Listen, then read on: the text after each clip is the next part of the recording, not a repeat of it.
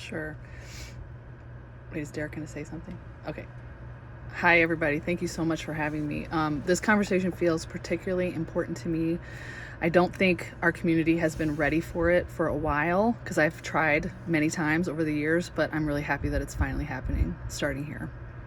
My personal story is that I was in the U.S. Army from 1998 to 2004. I had one deployment to Iraq at the very beginning. We hit boots on the ground in Kuwait in May 2003. It was pretty traumatic, of course, as expected. But my story started with the anti-malaria drug doxycycline. So they gave that to us downrange, and immediately I lost a lot of weight. I had gastrointestinal distress, and then I started getting mental health symptoms, probably from environmental stress, plus the doxycycline, plus the trauma, all rolled into one. I made it 6 months in theater and then was medically evacuated for a non-combat life-threatening illness that was later determined to be like an infectious colitis. Long story short, the very next day, our convoy did get hit, so I greeted my soldier coming back wounded. And I'll never forget that day because it was the day that I felt my body unable to contain the amount of trauma that I had experienced up until that point.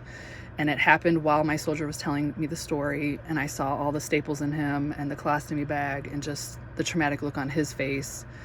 And I said, hey, I can't hear anymore. I gotta go. And I walked down the hallway in Landstuhl Army Medical Center in Germany, and I saw the sign for psychiatry. I walked straight in the office and I said, I need help. I can't hold this anymore. And I was given a benzodiazepine that day. Very quickly, I got worse and worse. They called that post-traumatic stress disorder. It's no doubt that I had post-traumatic stress. Who wouldn't? After what I had been through, I ran multiple convoys like 3 times a week in theater for 6 months, shot at all the things. And then one prescription turned into 2, turned into 18 by 2006. When you're on 18 medications, you lose the ability to know that there's something wrong with that. This was all signed off by VA. It's in my records. I was given antipsychotics, antidepressants, anxiety drugs, sleep medicine, pain medicine, stomach medicine, migraine medicine, all the things. My life quickly went from top soldier in my unit to literally disabled veteran overnight. And it happened so fast. I was just like, wow.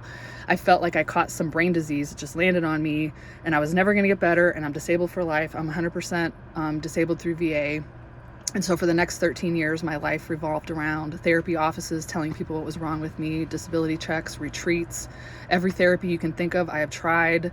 And all those years, I just spun my wheels. Like, what is wrong with me? Why won't this trauma settle down? Why I keep chasing my tail? And then that led to even more hopelessness because I thought, why is this stuff working for everybody else, but I feel like I'm literally still in Iraq, like the way my nervous system was acting. And so looking back, I will tell you, every doctor and mental health professional that I saw did not recognize the signs of adverse reactions, of benzodiazepine tolerance, of a polypharmacy cocktail that would kill most people. That is a tragedy for me. Okay, so I lost 13 years to that. Then also my illnesses were rated as chronic and persistent mental illness, severe, not likely to improve, all those things, which gave me subtle messages that I'm just irrevocably broken. In 2006, I met a doctor who took me off 10 of those drugs. He now lives in Cincinnati, Ohio, but he was in St. Louis at the time at VA. So then it took me 10 more years to deprescribe off of everything else. It wasn't careful. It was very haphazard. It was try this, try that, come off of this at 10%, skip a day, all these crazy things that we are teaching the doctors nowadays. I had 7 visits to the psych wards at VA, multiple suicide attempts, and on my last taper of the last drug, which was a benzodiazepine, I was cold turkeyed in a VA hospital in Columbia, Missouri. And 6 days later, the gates of hell opened and swallowed me whole for the next 3 years. I experienced psychosis, I experienced akathisia, suicidal and homicidal thoughts, vision problems, severe disassociation, literally like my entire body and brain was on fire. I tried to convince my psychiatrist at VA what happened. He never believed me.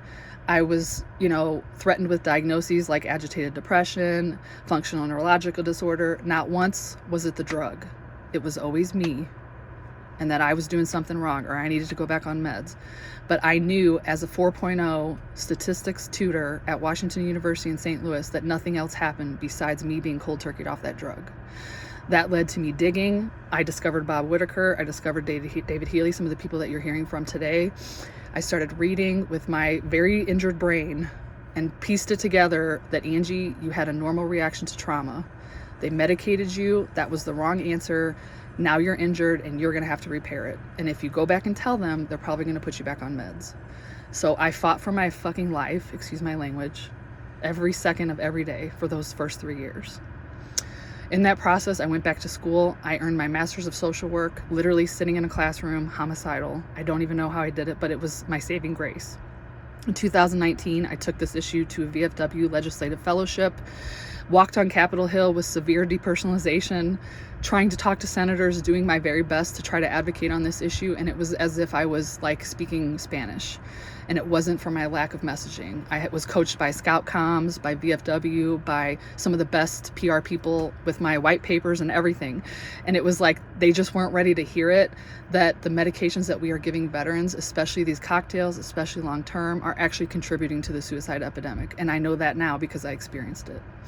So long story short, as I was healing, my story appears in a film called Medicating Normal. It is free on YouTube. There's 2 veterans featured in the film.